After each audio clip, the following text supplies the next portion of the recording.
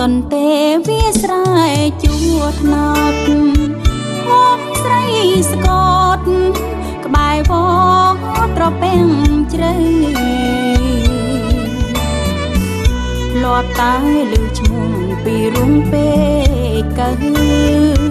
ស្នាដៃពីលពៅត្បាញហលក្រមក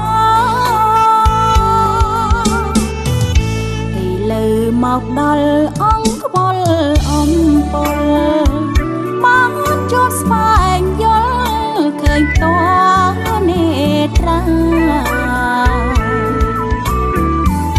សូត្រដងកើនាងសរសៃតូចឆ្មាតងត្បាញរញ្ចនា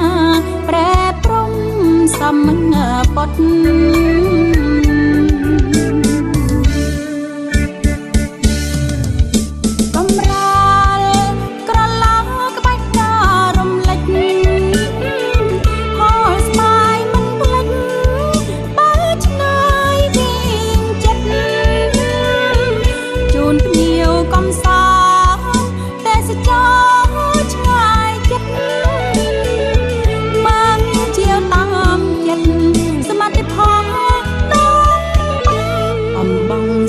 សូនស្រីស្កតភូមិឋាន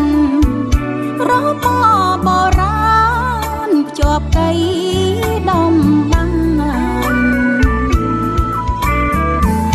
ប្រជាគ្រប់ស្រុកទុំចិត្តស្រ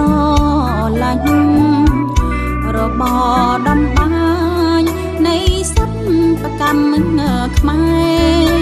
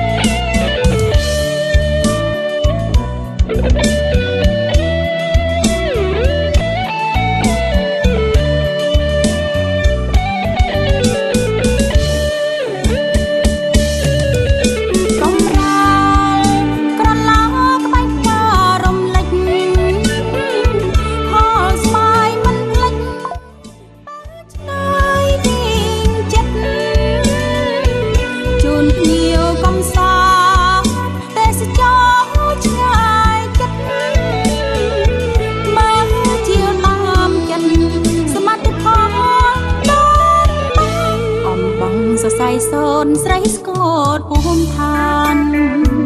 របបបុរាណភ្ជាប់កៃដំបានប្រជាគ្រប់ស្រុកទុំចិត្តស្រឡាញ់របបដំបាននៃសិប្បកម្មខ្មែរ